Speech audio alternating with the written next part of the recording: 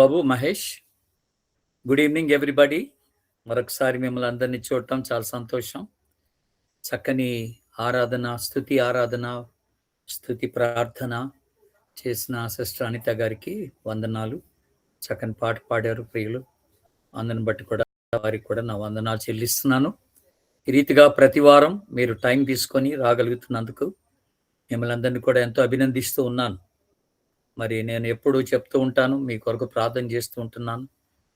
ప్రతి దినమంతా కూడా పనిలో ఉండి సాయంత్రం ఇంటికి వచ్చి టైర్డ్ అయిపోయి అయినప్పటికీ నీ పనులు ముగించుకొని గబగబా మళ్ళీ 8 గంటలకల్లా మీరు ఆన్లైన్కి రావడం ఇదెంతో ఆశీర్వాదకరం, మాకెంతో ప్రోత్సాహాన్ని ఇస్తూ ఉంది. అందును బట్టి నేను ప్రభుని ఎంతో స్తుతిస్తూ ఉన్నాను. మిమ్మల్ని అందరినీ కూడా నేను అభినందిస్తూ ఉన్నాను. పోయిన సారి మనం కొన్ని విషయాలు జ్ఞాపకం చేసుకుంటూ వచ్చాం. ఈ 1000 ఏళ్ల పరిపాలనలో ఎలాగుంటుంది ఏటి సంగతి అనేది జ్ఞాపకం చేసుకుంటూ వచ్చాం. ఈ రోజున మరొక ప్రాముఖ్యమైనటువంటి అంశాన్ని మీ ముందు పెట్టాలని నేను ప్రేరేపించబడుతూ ఉన్నాను. ఆ అంశం ఏంటంటే, మనకి క్రీస్తు అన్నటువంటి ఆ మాటని మనం జ్ఞాపకం చేసుకుంటున్నాం. క్రీస్తు విరోధి, ఇది చాలా వింటూ వస్తున్నాం. ఆయా సందర్భాల్లో మనం ఈ మాట వింటూ వస్తాం. అసలు ఏంటి ఈయన ఎవరు, ఏం చేస్తాడు ఈయన, బైబిల్ ఏం చెప్తుంది అనేది ఒక పెద్ద ప్రశ్న. ఈ మామూలుగా మనం ఆలోచన చేసినట్లయితే, బైబిల్లో చూసినట్లయితే 7 ఏండ్ల కాలంలో ఈ క్రీస్తు విరోధి ఉంటాడు. కాకపోతే మొదటి 3.5 సంవత్సరాలు అతడు తాను బయలుపరచుకోడు కానీ రహస్యంగా ఉంటాడు. తదుపరి 3.5 సంవత్సరాల కాలంలో అతని యొక్క నిజ స్వరూపం పెట్టుకుంటాడు అనమాట. అతడు నిజంగా క్రీస్తు కాదు, అన్నటువంటి ఆ లక్షణాన్ని బయలుపెట్టుకుంటాడు అనమాట. ఇప్పుడు ఉన్నటువంటి ప్రజలు మోసపోతారు చాలా మంది, అందులో యూదులు కూడా మోసపోవడం జరుగుతుంది. అయితే ఆ మోసపోయినటువంటి వారు ఆ క్రీస్తు విరోధికి లోబడరు. ఎందుకంటే వాడు అబద్ధపు క్రీస్తు అని తెలిసిపోద్ది కనుక వానికి లోబడకుండా ఉండిన కారణాన వాళ్ళకి చాలా చిత్రహింసలు జరుగుతాయి, వాళ్ళకి శ్రమలు ఉంటాయి, వాళ్ళకి హింసలు ఉంటాయి, వాళ్ళు హతసాక్షులు కూడా అవడానికి ఛాన్స్ ఉన్నదనమాట ఆ టైంలో. సో ఇది మనం బేసిక్గా చూస్తాం. అయితే మనం కొన్ని లేఖన భాగాలు మొట్టమొదటిగా ఈ క్రీస్తుని విరోధిని గురించి చెప్పబడిన కొన్ని ప్రవచనాలు మనం మొట్టమొదటిగా మీకు చూపించాలని ఇష్టపడుతున్నాను. దానియేలు గ్రంథం 7వ అధ్యాయంకి రండి. దానియేలు గ్రంథం 7వ అధ్యాయం, పేజ్ నంబర్ 739. Page number 739. మొదటి ఆ లేఖన భాగాన్ని చదవండి. 7:25. దానియేలు గ్రంథం 7వ అధ్యాయం 25వ వచనం. ఆ రాజు మహోన్నతునికి విరోధముగా మాట్లాడుచు మహోన్నతుని భక్తులను నలగగొట్టును. అతడు పండుగ కాలమును న్యాయ పద్ధతులను వివరణ చేయబూనుకొనును. వారు ఒక కాలములు అర్థకాలములు అని వశమున నుంచుదురు, అతని వశము నుంచుదురు. చాలా ఇక్కడ రాయబడిన మాట మీరు గమనించండి. దానియేలు ప్రవచిస్తున్నాడు, ఆ రాజు మహోన్నతునికి విరోధముగా అనుంది. అతడు కూడా రాజుగా బయలుపరుచుకుంటాడట. మహోన్నతునికి విరోధముగా అనే మాట ఉంది. అంటే అతడు, ఆ మహోన్నతుడు ఎవరు? ప్రభువుకి విరోధముగా మాట్లాడతాడు అనే మాట మనం చూస్తాం. భక్తులను, ప్రభు యొక్క మహోన్నతుని యొక్క భక్తులను నలగొడతాడు అనే మాట చూస్తాం. తర్వాత తాను బయలుపరుచుకున్న కాలాన్ని ఇక్కడ వివరిస్తే ఏమంటే, కాలములు అర్ధకాలం అన్నాడు. కాలము అంటే 1 సంవత్సరం అన్నమాట. కాలములు అంటే 2 సంవత్సరాలు అన్నమాట. 1 సంవత్సరం ప్లస్ 2 సంవత్సరాలు, అది 3 సంవత్సరాలు. ప్లస్ అర్ధకాలము అంటే 1/2 సంవత్సరం అని అర్థం అన్నమాట. 6 నెలలు అని అర్థం అన్నమాట. ఇది మీరు గుర్తుపెట్టుకోవాలి. కాలము అంటే 1 సంవత్సరం, కాలములు అంటే 2 సంవత్సరాలు, అర్ధకాలం అంటే 6 నెలలు అని అర్థం అన్నమాట. సో టోటల్గా 3.5 సంవత్సరాల కాలాన్ని ఇక్కడ వివరిస్తున్నాడు అనమాట. బేసిక్గా దానియేలు వివరించడంలో 3.5 సంవత్సరాల కాలం ఎలాగా ఈ క్రీస్తు విరోధి బయలుపరుచుకొని తన క్రియలు జరిగిస్తాడో చెప్తున్నాడు. ఇంకొక మాట 9వ అధ్యాయంకి రండి. ఇప్పుడు దానియేలు గ్రంథం 9వ అధ్యాయం 26వ వచనాన్ని ఎవరైనా చదవండి. 26వ వచనం. ఈ 62 వారములు జరిగిన పిమ్మట ఏమీ లేకుండా అభిషక్తుడు నిర్మూలము చేయబడును. వచ్చినట్టి రాజు యొక్క ప్రజలు చాలండి. అభిషక్తుడు నిర్మూలము చేయబడును అనుంది ఇక్కడ. అభిషక్తుడు అని ఇతనికే పేరు. ఇతడు నిర్మూలన చేయబడతాడు అనేటువంటి మాట మనం జ్ఞాపకం చేసుకుంటున్నటువంటి మాట దేవుని బిడ్డలారా, అది గమనించాలా. తర్వాత ఒక్క లేఖన భాగం కూడా 12వ అధ్యాయం 7వ వచనంలో ఒక మాట చూడండి. నారబట్టలు వేసుకొని నా ఏటిపైన ఆడుచున్న ఆ మనుషుని మాటను నేను వింటిని. ఏమనగా అతడు తన కుడి చేతిని ఎడమ చేతిని ఆకాశం వైపు ఎత్తి నిత్యజీవి వాని నామమున ఒట్టు పెట్టుకొని ఒక కాలములు అర్థకాలములు పరిశుద్ధ జనం యొక్క బలమును కొట్టివేయట ముగింపబడగా సకల సంగతులు సమాప్తములగునని. ఎవరో మీ మైక్ ఆన్ చేశారండి, ఆఫ్ చేయండి. ఎవరో మైక్ ఆన్ చేశారండి, ఆఫ్ చేయండి. మీ సౌండ్ వినపడతా ఉంది, ఆఫ్ చేయండి. రైట్. ఇక్కడ మీరు మళ్ళొక మాట మనం గమనిస్తుంది ఏంటంటే అదే మాట చెప్పాడు, కాలములు అర్ధకాలము యొక్క బలమును కొట్టివేయట ముగింపబడగా అనుంది. సో ఏ కాలం తర్వాత అతడు తన బలము ముగించబడుతుంది అనేది కూడా ఇక్కడ దానియేలు ప్రవచిస్తున్నాడు. తర్వాత ఈ ప్రవచన నెరవేర్పునకు సూచనగా ప్రకటన గ్రంథానికి రండి. ఇప్పుడు ఒక మాట మీకు గుర్తు చేస్తాను. ప్రకటన గ్రంథం 11వ అధ్యాయం 2వ వచనాన్ని ఒకసారి చూద్దాం. 11వ అధ్యాయం 2వ వచనం. ఆలయమునకు కొలత వేయక విడిచిపెట్టుము, అది అన్యులకు ఇయ్యబడెను. వారు 42 నెలలు పరిశుద్ధ పట్టణమును కాలితో త్రొక్కుదురు. 42 నెలలు అనంటే ఇది కూడా 3.5 సంవత్సరాలు అన్నమాట. 42 నెలలు అంటే 3.5 సంవత్సరాల కాలం. 12వ అధ్యాయం 6వ వచనం గమనించండి. 12వ అధ్యాయం 6వ వచనం.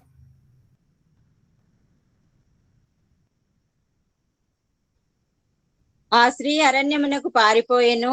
అచట వారు 1260 దినములు ఆమెను పోషింపవలెనని దేవుడు ఆమెకు ఒక స్థలము సిద్ధపరిచి ఉంచెను. చాలండి, 1260 దినములు, అది కూడా 3.5 సంవత్సరాలే అట్లా మీరు లెక్కేసుకున్నా కూడా. తర్వాత 14వ వచనం చూడండి. 12వ అధ్యాయం 14వ వచనం. అందువలన ఆమె అరణ్యంలో ఉన్న తన చోటికి ఎరుగునట్లు గొప్ప పక్షిరాజు రెక్కలు 2 ఆమెకి ఇయ్యబడెను. అచట ఆ సర్పముఖమును చూడకుండా ఆమె ఒక కాలములు అర్థకాలములు పోషింపబడును. చాలండి, ఇక్కడ మళ్ళీ సేమ్ కాలములు అర్ధకాలము పోషింపబడును అనే మాట మనం జ్ఞాపకం చేసుకుంటున్నటువంటి మాట. తర్వాత 11వ ఆల్రెడీ మనం చూసాం. 13వ అధ్యాయం 5వ వచనం చూడండి. 5వ వచనం. డంబపు మాటలను దేవదూషణలను పలుకు ఒక నోరు దానికి ఇయ్యబడెను, మరియు 42 నెలలు తన కార్యము జరుపుని అధికారము దానికి ఏర్పాటాయను. చూసారా? సో ఇదంతా కూడా క్రీస్తు విరోధిని గురించినటువంటి ప్రవచనాలు. ఆ ప్రవచనం యొక్క నెరవేర్పు ప్రకటన గ్రంథంలో మనం చూస్తూ వస్తున్నాం. అయితే ఇతనికి క్రీస్తు విరోధికి నానా పేర్లు ఇవ్వబడ్డాయి. అయితే మనం ఇంకో విషయాన్ని కూడా చాలా క్లియర్గా గమనించాలి. ఇప్పటి వరకు మనం చూసింది ఏంటంటే ఆ 7 ఏళ్ల శ్రమల కాలంలో 2వ 3.5 సంవత్సరాల కాలంలో అతడు తాను పూర్తిగా బయలుపరుచుకుంటాడు అనే మాట మనం చూసాం. కానీ యోహాను తన పత్రిక రాస్తూ అద్భుతమైనటువంటి కొన్ని మాటలు మనకి జ్ఞాపకం చేశాడు.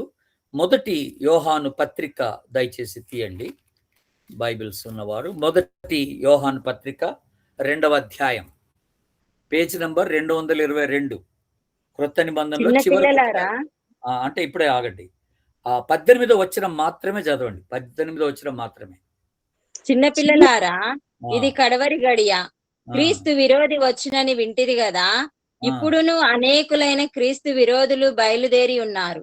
ఇది కడవరి గడియ అని దీని చేత తెలుసుకొనుచున్నాము. చాలండి, ఇక్కడ ఆపండి ఒక మాట. ఇక్కడ ఎంత చక్కగా యోహాను మనకు గుర్తు చేస్తారంటే, క్రీస్తు విరోధి వస్తాడని మీరు విన్నారు కదా, అది ఎప్పుడు? ఆ 7 ఏండ్ల శ్రమల కాలంలో. అది విన్నారు కదా అంటూ ఇప్పుడు ఏమంటున్నాడంటే, అనేకులైనటువంటి క్రీస్తు విరోధులు ఆల్రెడీ బయలుదేరి ఉన్నారు అన్నాడు. అంటే ఇప్పటికే అంటే యోహాను ఉన్న టైంకి ఏం జరిగిందట? క్రీస్తు విరోధులు ఆల్రెడీ బయలుదేరిపోయారట. అంటే క్రీస్తు విరోధి యొక్క ఆత్మను కలిగినటువంటి అబద్ధ ప్రవక్తలు అనమాట వాళ్ళంతా. వాళ్ళు బయలుదేరి ఉన్నారనే మాట మాట్లాడుతున్నాడు అనమాట. ఎవరు ఈ క్రీస్తు విరోధి ఎవరు అని అంటే 22వ వచనాన్ని మీరు ఒకసారి చూడండి. 22వ వచనం. యేసు యేసు క్రీస్తు కాడని చెప్పువాడు ఉమ్, తప్ప ఎవడబద్ధికుడు? ఉమ్. తండ్రిని కుమారుని ఒప్పుకొనని వీడే క్రీస్తు విరోధి. చూసా, క్రీస్తు విరోధి ఎవడు అని అంటే తండ్రిని కుమారుని ఒప్పుకోవాలా. అంటే కుమారుడు శరీరధారి అయి వచ్చినని నమ్మేవాడే క్రీస్తు విరోధి అనే మాట, నమ్మని వాడే క్రీస్తు విరోధి అనే మాట ఇక్కడ మనకి జ్ఞాపకం చేస్తున్నట్టుగా ఉంది దేవుని బిడ్డలారా. కనుక ఇది చాలా ఇంపార్టెంట్ మాటగా మీరు మొట్టమొదటిగా దీన్ని తీసుకోవాలి దేవుని బిడ్డలారా. క్రీస్తు విరోధులు ఎవరు ఈ రోజున అంటే, యేసుక్రీస్తుని ఎలాగ ఆయన తాను బయలుపరుచుకొని శరీరధారిగా ఈ భూమి మీదకి వచ్చాడో అది నమ్మనటువంటి వాళ్ళు.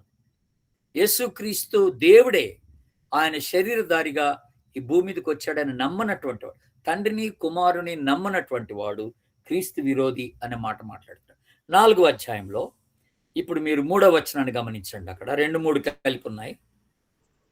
యేసుక్రీస్తు శరీరధారి అయి వచ్చినని ఏ ఆత్మ ఒప్పుకొనునో అది దేవుని సంబంధమైనది. అక్కడ ఆపండి. చూసారా? యేసుక్రీస్తు శరీరధారిగా వచ్చినని ఏ ఆత్మ ఒప్పుకుంటదో అది దేవుని సంబంధి. ఒప్పుకోనటువంటి ఆత్మ అది దేవుని సంబంధి అనేది కాదు అనే మాట మనం జ్ఞాపకం చేసుకున్నాం.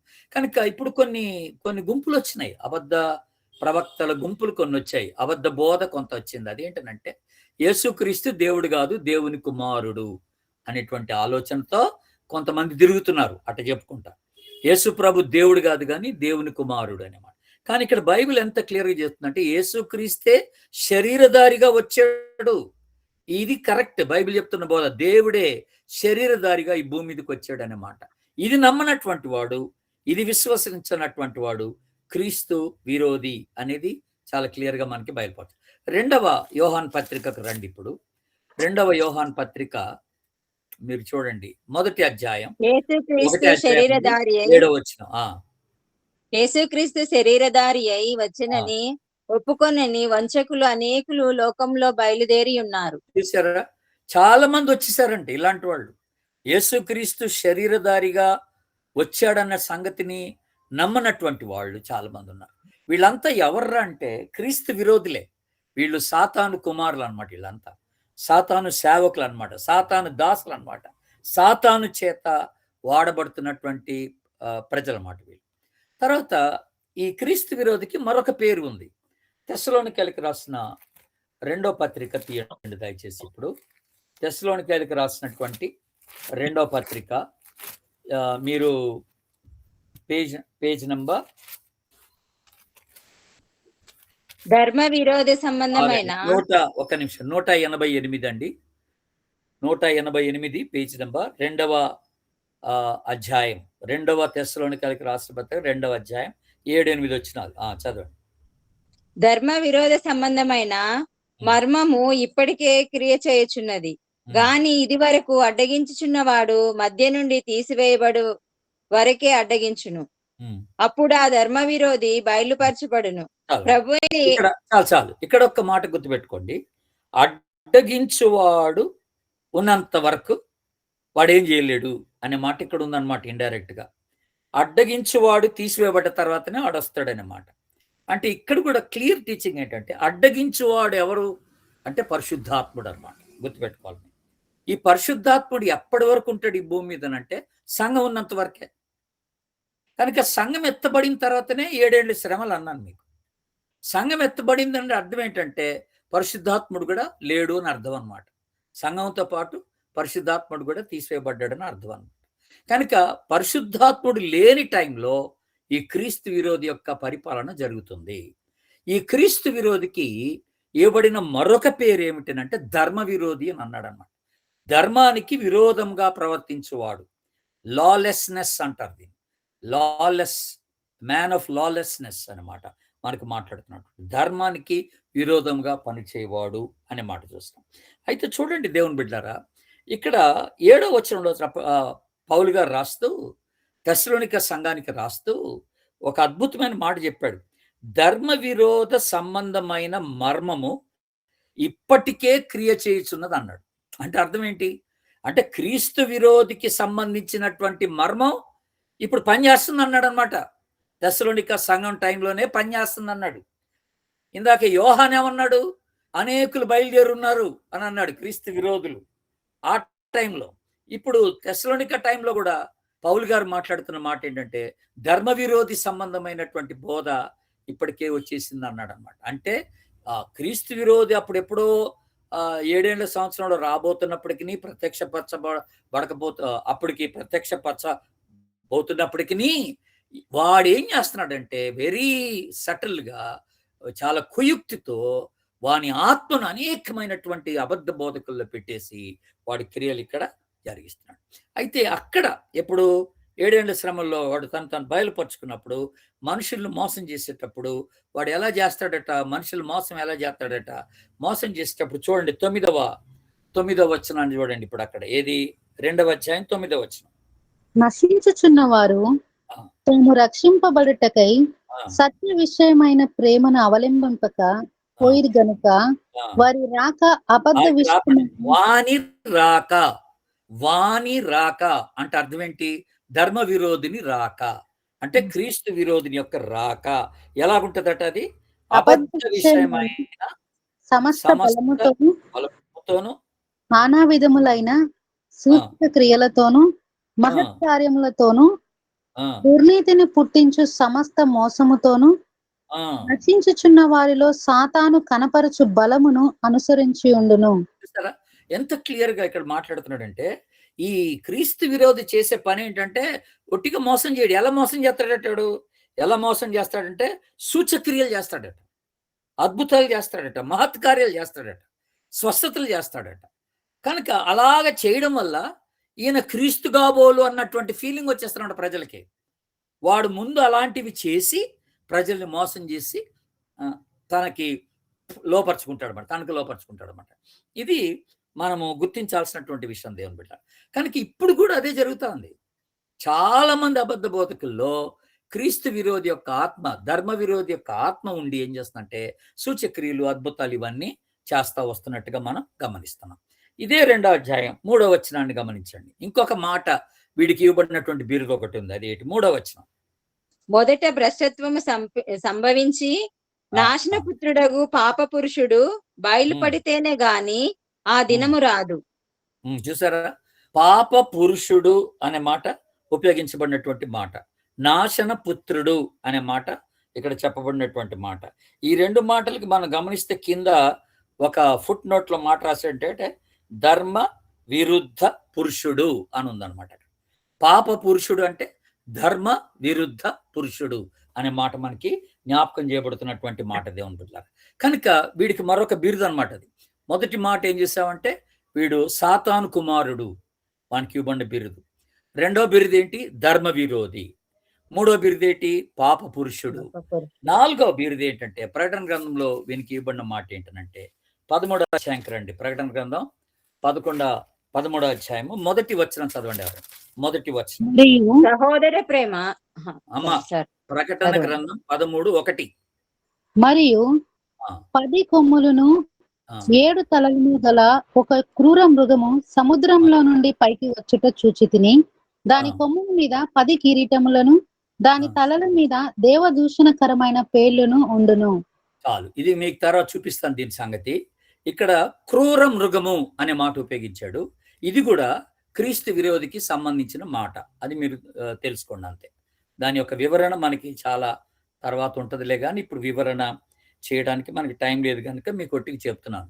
వీడికి ఇవ్వబడినటువంటి మరొక బిరుదు ఏంటంటే క్రూర మృగము. ఆ మృగం ఎలాగుంటుందో ఇక్కడ వివరణ చేశాడు. ఏదంటే ఆ మృగం అట చిరుతుపలను పోలుంటుందట.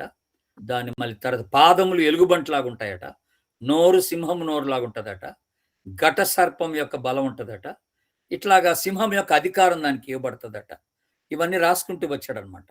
తర్వాత దానికి తలలు ఉంటాయట, 6 తలలు ఉంటాయట, కొమ్ములు ఉంటాయట. ఇవన్నీ రాసుకుంటూ వచ్చాడనమాట. ఇది మీరు గమనించాల్సినటువంటి మాట దేవుని బిడ్డ. తర్వాత వీడు జిత్తులు మారి, నిరంకుశుడు, క్రూరుడు, మోసగాడు అనే మాట రాసింది కనుక ఈ పేరు కూడా మనం పెట్టుకోవడం మంచిది. జిత్తులు మారి ఉట్టిగానే ప్రజల్ని మోసం చేస్తాడనమాట. ఎలా మోసం చేస్తున్నాడని చెప్పాను మీకు. సూచక్రియలు, అద్భుతాలు, ఆయా మహత్కార్యాలు చేసుకుంటా ప్రజల్ని మోసం చేస్తాడన్నమాట మీకు జ్ఞాపకం చేశాను. ఒక దశలో ఏమనుకున్నారంటే ప్రపంచం అంతా పోపు గారు ఈ క్రీస్తు విరోధి కాబోలు అనుకున్నారు. తర్వాత మరొక దశలో 16వ శతాబ్దం కల్లా ఏమనుకున్నారంటే బరక్ ఒబామా ఇతడు కూడా అమెరికన్ ప్రెసిడెంట్గా చేశాడు. ఇతడు కూడా కొంతవరకు క్రీస్తు కార్యాలకు విరుద్ధంగా పనిచేసినందుకు డొనాల్డ్ ట్రంప్ను కూడా, ఆ తర్వాత ఒక అమెరికన్ ఇవాంజలిస్ట్ ఒక ఆయన ఉన్నాడు, జెర్రీ ఫాల్వెల్ అని, ఆయన కూడా చాలా ఏదేంటంటే పురుష సంయోగానికి ఎక్కువ ప్రాముఖ్యతనిచ్చుకుంటా పాపానికి ఎక్కువ చోటు ఇచ్చినటువంటి వాడుగా కనపడ్డాడు, ఒక ఇవాంజలిస్ట్ ఆయన. వీళ్ళందరినీ కూడా ఒక దశలో ఏమన్నారంటే ఒకవేళ క్రీస్తు విరోధులు వీరే అవుతారేమో రేపు 7 ఏళ్ల పరిపాలన అన్నటువంటి ఒక ఆలోచన ప్రపంచం అంతటా మాట్లాడుకున్నారు కొంతకాలం వరకు. అలా కాకుండా మనం గమనించాల్సినటువంటి ఒక మాట ఏంటంటే క్రీస్తు విరోధి ప్రపంచ నియంతగా వ్యవహరిస్తాడు అన్నమాట. ప్రపంచ నియంతగా వ్యవహరిస్తాడు అంటే అర్థం ఏంటంటే ఎంటైర్ ప్రపంచాన్ని వాడి స్వాధీనంలో పెట్టుకుంటాడని అర్థం అన్నమాట. వాడు స్వాధీనంలో పెట్టుకొని ప్రపంచం అంతటిని ఏలుబడి చేస్తాడు అనేటువంటి మాట మనం జ్ఞాపకం చేసుకుంటున్నటువంటి మాట. తర్వాత ఇందాక తెస్సలోనికీయులకు రాసినటువంటి పత్రికలో మనము 2వ పత్రిక చదివినప్పుడు 2వ అధ్యాయంలో మొదటి 3 వచనాల్లో మనం ఒక మాట చూసాం. ఇందాక మొదటి 3 వచనాల్లో ఒక మాట చూసాం. అదేంటట చూడండి. ఆయన 2వ వచనాన్ని ఒకసారి గమనించండి. 2వ వచనం, మీరు త్వరపడి చంచల మనస్కులు కాకుండా వలననియు బెదరకుండా వలననియు మన ప్రభువు అయిన యేసు క్రీస్తు రాకడను బట్టి మనము ఆయన యొద్ద కూడుకొనుటను బట్టి మిమ్మును వేడుకొనుచున్నాము. ఓకే, 3వ వచనం. మొదట భ్రష్టత్వము సంభవించి నాశన పాత్రుడగు పాప పురుషుడు బయలుపడితేనే గాని ఆ దినము రాదు. పాప పురుషుడు అనేది వీనికి ఇవ్వబడిన పేరు. 4వ వచనం, ఏది దేవుడు అనబడును, ఏది పూజింపబడును దానంతటిని ఎదిరించుచు దానికంతటికి పైగా వాడు తన్ను తానే హెచ్చించుకొనుచు తాను దేవుడనని తన్ను కనపరుచుకొనుచు దేవుని ఆలయంలో కూర్చుండును గనుక ఏ విధముగానైనను ఎవడును మిమ్మును మోసపరచనీయకుడి. ఎంత క్లియర్ గా ఇక్కడ పౌలు గారు రాస్తున్నాడు. అంటే ఆ దినాన్ని వాడు ఏం చేస్తాడంట, దేవాలయంలో సింహాసనం మీద ఆసీనుడై నేనే క్రీస్తునని చెప్పుకుంటాడట, ఏలుబడి చేస్తాడట. కనుక వాడు నియంతగా ప్రవర్తిస్తాడు, అందరినీ తన స్వాధీనంలో పెట్టుకొని తన మాట వినేటట్టుగా చేసుకుంటాడనేటువంటి మాట మనకి జ్ఞాపకం చేయబడుతున్నటువంటి మాట. అయితే విచారం ఏంటంటే ఈ దినాల్లో కూడాను సాతాను సంఘంలోకి వచ్చేసాడు. అలాగా క్రీస్తు విరోధి యొక్క ఆత్మ సంఘంలో అలాగా పనిచేస్తా ఉంది. మరి ఆరాధన కొరకు ప్రజల్ని సిద్ధపరచుకుంటున్నాడు. ఇప్పటి నుంచే తనని ఆరాధించేటువంటి వారిని ఇప్పటి నుంచే సాతాను సిద్ధపరచుకుంటున్నాడు సంఘంలో. కనుక దేవుని బిడ్డలారా, ఆత్మతో సత్యముతో జరిగేటువంటి ఆరాధనే ఆరాధన, అసలైన ఆరాధన. ఏ ఆరాధన అయితే ఆరాధికుని హెచ్చిస్తుందో, ఏ ఆరాధన అయితే హేళనకరంగా ప్రభు సన్నిధిలో వ్యవహరిస్తుందో అది దేవునికి సంబంధించింది కాదనమాట. విచ్చలవిడిగా ప్రవర్తించటం ఆరాధన టైంలో అది ఆరాధన అనుకోవడం, ఆరాధించేవారిని గణపరచటం, ఆరాధించేవారిని హెచ్చించటం, ఆరాధించేవారు తమను తామును హెచ్చించుకోవడం, ఆరాధన నడిపించేవారు ఇట్టివారు క్రీస్తు విరోధులుగా వ్యవహరిస్తున్నారు ఇప్పటికే అన్నటువంటి మాట మనం గుర్తుపెట్టుకోవాల్సినటువంటి మాట దేవుని బిడ్డ. ఇతనికి 13వ అధ్యాయంలో చెప్పినట్టుగా ఇతడు ఒక వ్యక్తి అనే మాట మనకి జ్ఞాపకం చేశాడు. అతనికి ఒక సంఖ్య ఇవ్వబడింది, అది 666 అనే సంఖ్య కూడా. ఆ మాట జస్ట్ అక్కడ ఇవ్వబడింది, మీరు ఒట్టిగా రాసి పెట్టుకోండి, అంతవరకే చదవాల్సిన పని ఇప్పుడు లేదు. తర్వాత వీని యొక్క క్రియలు ఏంటి? క్రీస్తు విరోధి ఎలాగా పనిచేస్తాడు అతడు వచ్చినప్పుడు, ఆ 7 ఏళ్ల శ్రమల కాలంలో వచ్చినప్పుడు ఎలా పనిచేస్తాడంటే, ఆధ్యాత్మిక మోసం జరుగుతుంది. నేను మీకు ఆల్రెడీ తెస్సలోనిక పత్రికలో మీకు జ్ఞాపకం చేశాను. యేసుని తృణీకరిస్తాడు, శరీరధారిగా వచ్చాడని నమ్మడు, మానవ జన్మ యేసుప్రభు ఎత్తాడని నమ్మడు, సువార్త నుండి మనుషులను తప్పిస్తాడు. ఇది అతడు చేసే పని. తర్వాత దేవునికి పైగా తను తాను హెచ్చించుకుంటాడు. ఇందాక మనం తెస్సలోనిక పత్రికలో కూడా ఆ మాటని చాలా క్లియర్గా పౌలు గారు మనకు అక్కడ వివరించడం మనం చూసాం. దేవుని బిడ్డలారా, మీకు అది మీరు ఇందాక చదివినప్పుడు దాన్ని గుర్తించారో లేదో నాకు తెలీదు.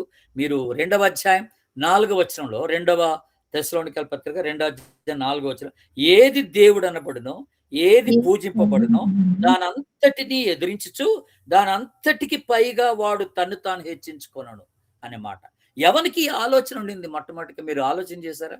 ఎవరికి ఆలోచన? దేవుని కంటే ఉన్నతంగా ఉండాలా, దేవుని స్థానాన్ని నేను తీసుకోవాలా అనేటువంటి ఆలోచన ప్రథమంగా మొట్టమొదటిగా ఎవరిలో కనపడిందంటే ఆ లూసిఫర్లోనే, దేవదూతలో కనపడింది మనకి. మీరు ఒకసారి యెషయా గ్రంథం 14వ అధ్యాయం తీయండి. ఇప్పుడు యెషయా గ్రంథం 14వ అధ్యాయంలో ఆ మాట చాలా క్లియర్గా రాయబడిన మాట అది మనకి. యెషయా గ్రంథం 14వ అధ్యాయం 12, 13, 14 వచనాలు గమనించండి.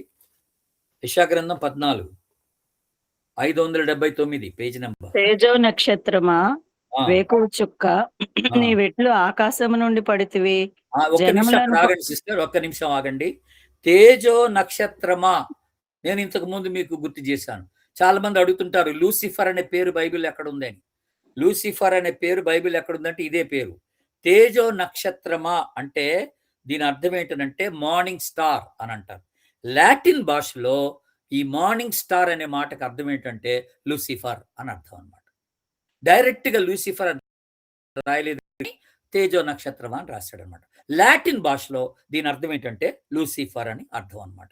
ఇది ఎవరికి సంబంధించిన మాట అంటే అది దేవదూతకి సంబంధించిన మాట. చూడండి ఇప్పుడు 12వ వచనం చదవండి మళ్ళీ ఒకసారి. తేజో నక్షత్రమా, వేకువ చుక్క, నీ వెట్లు ఆకాశము నుండి పడితివి. జనములను పడగొట్టిన నీవు నేలమట్టం వరకు ఎట్లు నరకబడితివి. నేను ఆకాశమునకెక్కిపోయేదను, దేవుని నక్షత్రములకు పైగా నా సింహాసనమును హెచ్చింతును.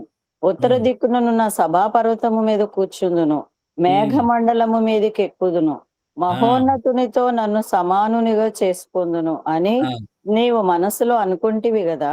చూసారా, ఇవన్నీ ఈ ఆలోచన ఎవరికి ఉండింది? ఆది అందు ఆ లూసిఫర్కి ఉండింది అనమాట, ఆ దేవదూతకు ఉండింది. ఆడక్కడి నుంచి త్రోసివేయబడ్డాడు పాతాళంలో త్రోసివేయబడ్డాడు, వాడు సాతానుడు అయ్యాడు అనమాట. అది సంగతి గుర్తుపెట్టుకోవాలి.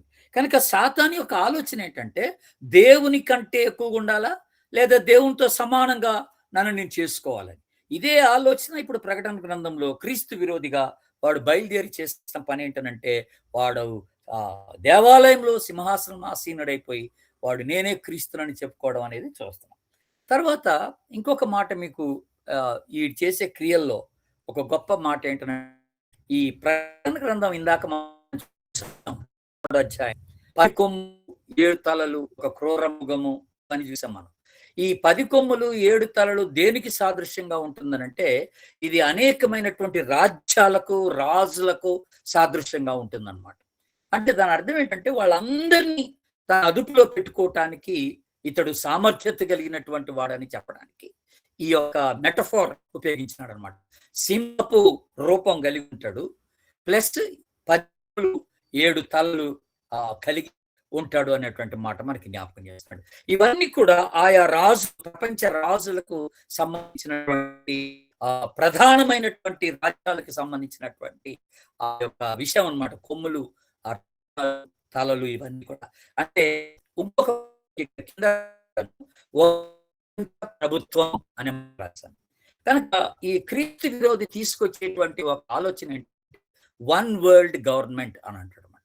అంటే ఒకే ప్రభుత్వం, ప్రపంచం అంతటా ఒకే ప్రభుత్వం ఉండాలి.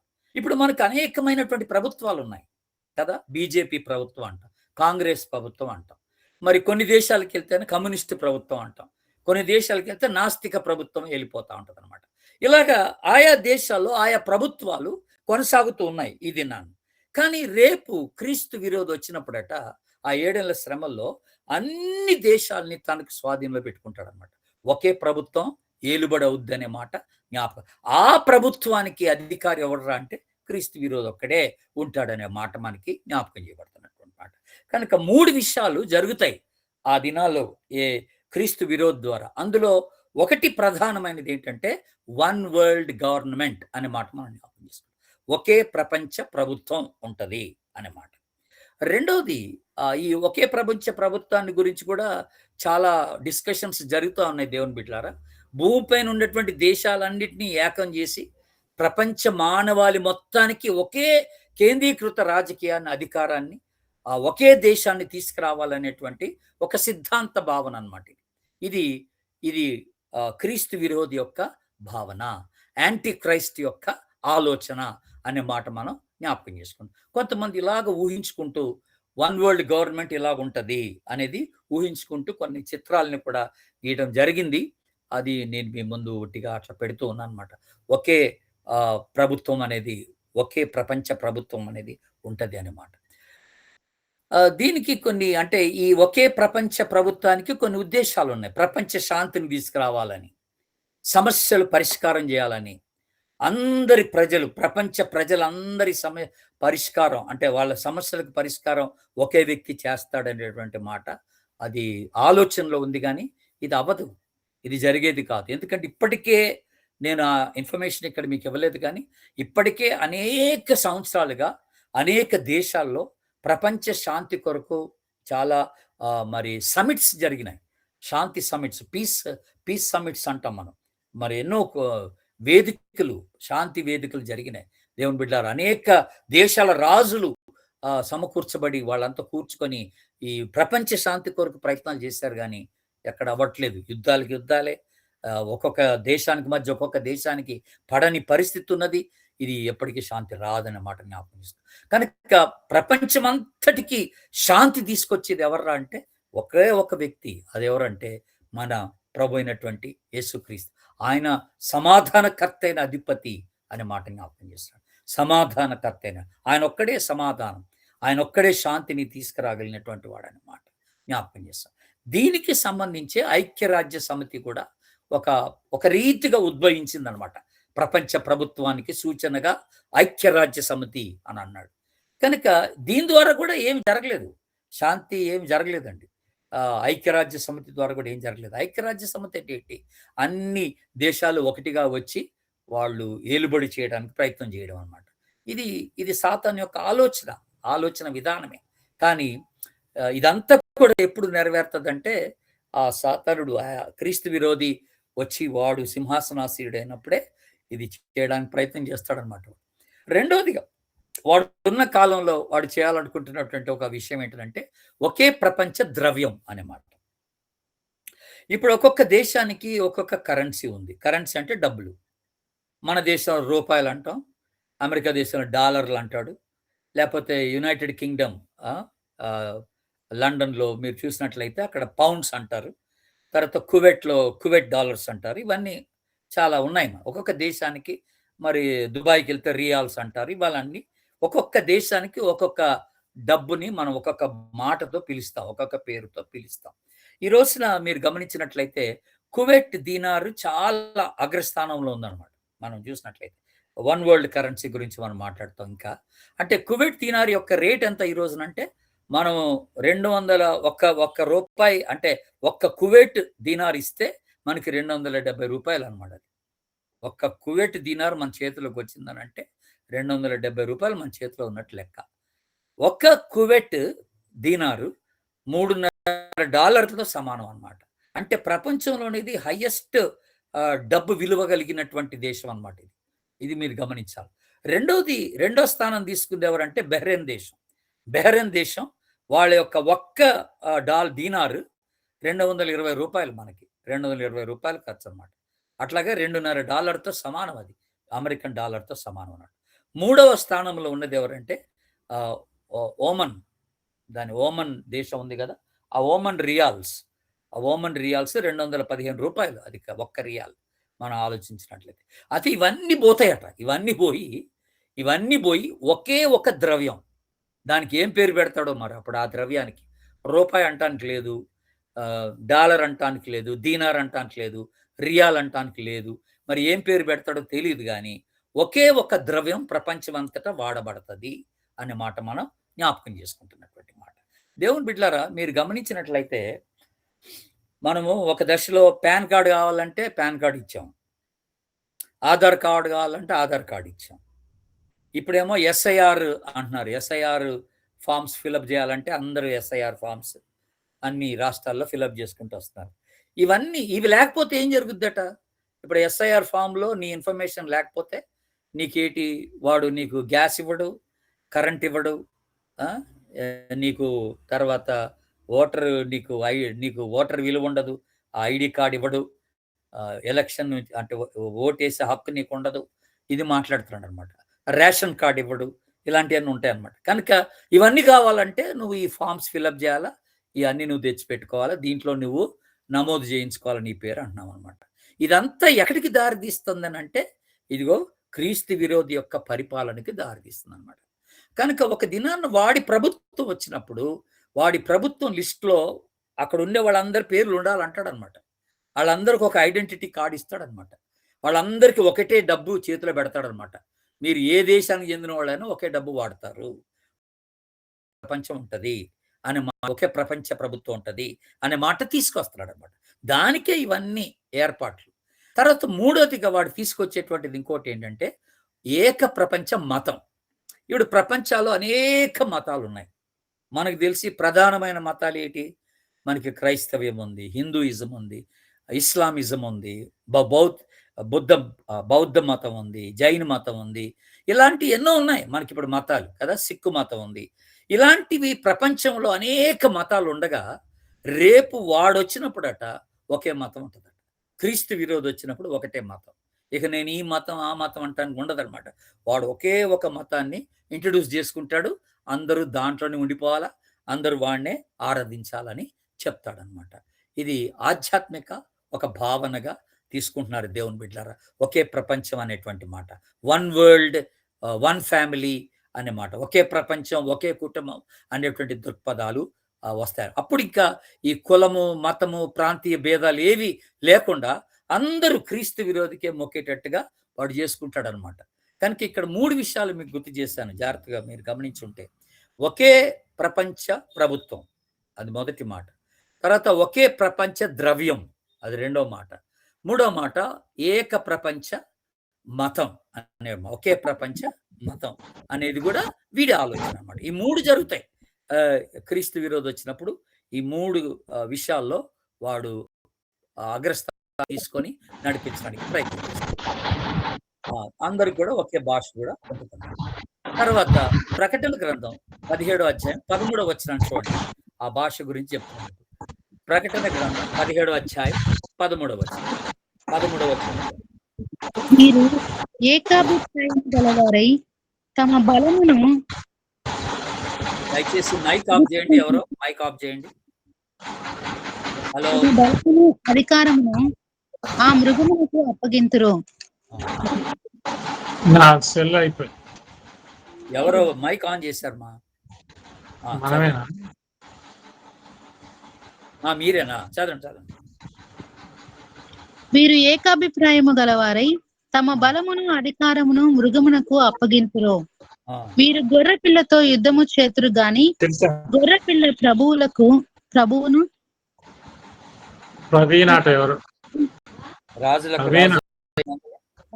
రాజులకు రాజునై ఉన్నందునను తనతో కూడా ఉండిన వారు పిలువబడిన వారై ఏర్పరచబడిన వారై నమ్మకమైన వారై ఉన్నందునను ఆయన ఆ రాజులను జయించును. 13వ వచనం చదవండి. 15వ వచనం చదవండి. 15వ వచనం. మరియు ఆ దూత నాతో ఇలాగూ చెప్పెను, ఆ వేశ్య కూర్చున్న చోట నీవు చూచిన జలములను, ప్రజలను, జన సమూహములను, జనములను, ఆయా భాషలు మాట్లాడు వారిను సూచించును. నీవు ఆ 10 కొమ్ములు గల అందరినీ, జనములను, సమూహములను, జాతులను, భాషలను ఆధిపత్యం చేసేటువంటి ఒక అధికారము ఈ క్రీస్తు విరోధి తీసుకుంటాడు అన్నమాట. కనుక ఇప్పుడు నేను చెప్తున్నటువంటి రీతిలో ఒకే ప్రపంచ ప్రభుత్వం ఉంటుంది, ఒకే ప్రపంచ ద్రవ్యం ఉంటుంది, ఒకే ప్రపంచ ఆ తర్వాత మతం ఉంటుంది, అలాగే ఒకే ప్రపంచ భాష కూడా వాడు తీసుకురావడానికి ప్రయత్నం చేస్తాడు అన్నమాట. ఇది క్రీస్తు విరోధి యొక్క ఏలుబడి విధానం ఎలాగుంటుందనే మాట మనకి జ్ఞాపకం చేస్తున్నటువంటి విషయం అన్నమాట. బైబిల్లో మనకి క్లియర్గా చెప్తుంది. తర్వాత మూడో విషయం ఏంటంటే, వీడు చేసే క్రియల్లో విశ్వాసుల్ని బాగా హింసిస్తాడు. ఎవరైతే యేసునందు విశ్వాసం ఉంచి క్రీస్తు విరోధికి మొక్కరో, క్రీస్తు విరోధిని అనుసరించరో, క్రీస్తు విరోధి యొక్క నియమాలు పాటించరో, ఆ టైంలో ఎవరైతే పాటించరో వాళ్ళకి చిత్రహింసలు పెట్టేస్తాడు అనమాట. విపరీతంగా వాళ్ళకి చిత్రహింసలు పెట్టేస్తాడు. దేవుని బిడ్డలారా, ఇప్పుడు కూడా అదే ఆత్మ అనేకమైనటువంటి క్రీస్తు విరోధుల్లో పనిచేస్తున్నట్టుగా, క్రైస్తవ విరోధుల్లో పనిచేస్తున్నట్టుగా మనం గమనిస్తూ ఉన్నాం. ఇప్పటికే దాదాపుగా 38 కోట్ల ప్రజలు, విశ్వాసులు హింసకు గురైనట్టుగా మనకి స్టాటిస్టిక్స్ తెలియజేస్తా ఉన్నాయి దేవుని ప్రపంచం అంతటా కూడా. కనుక ప్రపంచం అంతటా కూడా క్రైస్తవులకు హింసలు ఉంటాయి. ఇది క్రీస్తు యొక్క విరోధి యొక్క ఆత్మ ద్వారా జరిగేటువంటి పనులు అనమాట. కనుక విశ్వాసులు హింసకు గురవుతారు, చెరసాలకు గురవుతారు, అరాచకాలు జరుగుతాయి, ఇవన్నీ చాలా జరుగుతాయి. వీటిలో ప్రధానంగా ఎక్కువ హింసలు ఎక్కడెక్కడ జరుగుతున్నాయి ఇప్పుడు అంటే ఉత్తర కొరియాలో, ఆఫ్రికాలో, మిడిల్ ఈస్ట్లో. ఈ 3 దేశాల్లో ప్రధానమైన దేశాలు ఇవి. అంటే హింసలకు ప్రధానమైనటువంటి దేశాలు. ఆరాధనలు భంగపరచడం, గర్వాపసి, ఎవరైతే మార్పు చెందినారో, హిందువులు ప్రభుని నమ్ముకున్నారో మళ్ళీ వెనక్కొచ్చేయమంటున్నారు. మీరు గమనిస్తే బియ్యం బస్తా క్రైస్తవులు అనే పేరు ఒకటి వచ్చింది. రాజస్థాన్లో ఈ మాట తీసుకొచ్చారు, బియ్యం బస్తా క్రైస్తవులు. అంటే క్రైస్తవుల్లోనికి లాక్కోవడానికి కొంతమంది కొన్ని బియ్యం ఇచ్చి, బట్టలు ఇచ్చి లాక్కుంటున్నారు అన్నటువంటి ఒక నినాదం చేశారు. తర్వాత హర్యానాలో మహంత్ సుఖ్రాయ్ నాథ్ యోగి అని ఒక ఆయన ఉన్నాడు. ఈయన ఒక పెద్ద భక్తుడు, అంటే గొప్ప అంటే ఆయన పూజారి అనమాట. ఒక గొప్ప భక్తుడిగా పేరుందినోడు అనమాట. ఒక నినాదం ఏంటంటే షూ మెటఫోర్ అన్నాడు. హర్యానాలో క్రైస్తవ ప్రతినిధులను చెప్పుతో కొట్టాలి అని అన్నాడు. చెప్పుతో కొట్టాలన్నటువంటి ఒక నినాదాన్ని తీసుకొచ్చాడు అనమాట. ఇలాంటి దాడులు ఎక్కువగా ఎక్కడెక్కడ జరుగుతున్నాయి మనకనంటే యూపీలో, ఎంపీలో, బీహార్లో, రాజస్థాన్లో, మహారాష్ట్రలో, ఒరిస్సాలో, ఛత్తీస్గఢ్లో. మహారాష్ట్రలో స్త్రీలపైన ఆరోపణలు, బీహార్లో, రాజస్థాన్లో చర్చెస్ నుండి స్త్రీలను బయటకు లాగడం, ఇవన్నీ చూస్తూ ఉంటాం. ఇవన్నీ కూడా క్రీస్తు విరోధి యొక్క ఆత్మకు సంబంధించినటువంటి క్రియలు.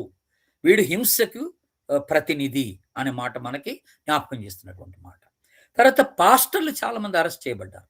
క్రైస్తవ పండుగలు భంగపరచబడుతున్నాయి. తర్వాత క్రైస్తవ భూస్థాపనలు కూడా భంగపరుస్తున్నారు. అంటే ప్రజల్ని క్రైస్తవ రీతిలో భూస్థాపన చేయకూడదని అడ్డుకుంటున్నారు అన్నమాట. విద్యా సంస్థలు వాళ్ళు చాలా లక్ష్యంగా పెట్టుకొని వాళ్ళు పాడు చేయడానికి ట్రై చేస్తున్నారు. పాఠశాల నుండి క్రైస్తవ గుర్తులు తీసేస్తున్నారు. క్రైస్తవ గుర్తులు అంటే అర్థం ఏంటి? బైబిల్ ఉండకూడదు, సిలువ గుర్తు ఉండకూడదు, అలాంటి ఏం పాఠశాల మీద పెట్టడానికి లేదనమాట. కనుక మైనారిటీకి రక్షణ లేకుండా చేసేటువంటి పరిస్థితి అంతా కూడా క్రీస్తు విరోధి యొక్క ఆలోచన అనే మాట మీరు జ్ఞాపకం చేసుకోవాలి. మనకి యోహాను చెప్పినట్టుగా, పౌలు గారు తెస్సలోనిక సంఘానికి చెప్పినట్టుగా క్రీస్తు విరోధులు ఇప్పటికే బయలుదేరున్నారు అని అన్నాడు. చూసారా? బయలుదేరున్నారంటే ఇగో వీళ్ళంతా కూడా క్రీస్తు విరోధి యొక్క ఆత్మను కలిగి క్రైస్తవ్యానికి, క్రైస్తవులకు, విశ్వాసులకు, పాస్టర్లకు, లేకపోతే సువార్థికులకు, మిషనరీలకు విరుద్ధంగా పనిచేస్తూ వాళ్ళని హింస పెడుతూ, చంపుతూ ఇలాంటి అరాచకాలన్నీ చేస్తున్నటువంటి వారని జ్ఞాపకం చేస్తాం. మన ప్రపంచంలో 10 దేశాలు, అంటే టాప్ 10 దేశాలు, అంటే ముఖ్యమైనటువంటి 10 దేశాలు, ప్రథమ స్థానంలో ఉన్నటువంటి 10 దేశాల్లో హింసలు ఎలాగున్నాయంటే ఇగో ఈ దేశాలు మీకు అక్కడ ఒక లిస్ట్ ఇచ్చాను. ఉత్తర కొరియాలో 97% అండి క్రైస్తవులకు హింసలు. సొమాలియాలో 94% హింస. యెమెన్లో 93%, సూడాన్లో 92%, ఎరిట్రియాలో 90%, సిరియాలో 90%, నైజీరియాలో 89%, పాకిస్తాన్లో 87%, లిబియాలో 87%, ఆ తర్వాత ఇరాన్లో 80%, ఇక్కడ కూడా 87% ఉంది. ఇక్కడ మీరు గమనించిన ఈ 10 దేశాల్లో భారతదేశం ఇక్కడ లేదు. మనం గమనిస్తే క్రైస్తవులకు హింసలు పెట్టే దేశాల్లో మనం లేదు. 10 దేశాలు లేదు. ఎందుకో తెలుసా? మనది 12వ స్థానంలో ఉంది. మన దేశం 12వ స్థానంలో ఉందన్నమాట. క్రైస్తవులకు హింసలు పెట్టే స్థానంలో 12వ స్థానంలో మన దేశం ఉంది. అందుకే మొదటి 10 దేశాలలో ఇవి ఎక్కువగా కనపడదు. మన దేశం ఒకవేళ ఉంటే 75% హింసలు కనపడొచ్చు అని నేను అనుకుంటా ఉన్నాను. ఇంకా దాదాపుగా అంటే నా లిస్టులో నేను చూసిన లిస్టులో 50 దేశాలు ఉన్నాయి. 50 దేశాల్లో క్రైస్తవులకు హింసలు ఎక్కువగా కలుగుతున్నాయి. ఆ 50 దేశాల్లో నేను ఒక 10 దేశాలు మాత్రమే నేను మీ ముందు పెట్టడం జరిగింది దేవుని బిడ్డలారా. కనుక ఇది క్రీస్తు విరోధి చేసేటువంటి పనులు. ప్రధానంగా క్రీస్తు విరోధి చేసే పనులు ఇవన్నీ మీకు జ్ఞాపకం. వాడి క్రియలు ఏంటరా అంటే 3 క్రియలు నేను మామూలుగా మీకు జ్ఞాపకం చేసినటువంటి 3 క్రియలు. ఒకటి ఆధ్యాత్మిక మోసం, రెండోది దేవునికి పైగా తను తాను హెచ్చించుకోవడం, మూడోదిగా వాడు చేసే పని ఏంటంటే అందరు విశ్వాసులకి హింసలు పెట్టడం అనే మాట మనం చూస్తున్నాం. ఇది రేపు జరగబోయే పని. కాకపోతే ఇప్పటికే వాని యొక్క ఆత్మ మన మధ్య సంచరిస్తూ ఉంది సంఘాల్లో. వాని యొక్క ప్రతినిధులు ఇప్పటికే పనిచేస్తూ ఉన్నారు. గుర్తుపెట్టుకోండి దేవుని బిడ్డలారా, పనిచేసి వాళ్ళు దేవునికి విరుద్ధంగా ఈ పనులన్నీ చేస్తున్నాడనే మాట మనం జ్ఞాపకం చేసుకుంటున్నటువంటి మాట. దేవుడు ఈ విషయాలు మనకి మరి ఎంతో జ్ఞానోదయాన్ని కలిగించాలని నేను కోరుతూ ఉన్నాను. మరి కృప పరిశుద్ధాత్మ దేవుడు మనకి దయచేయను గాక. థ్యాంక్స్ అన్న.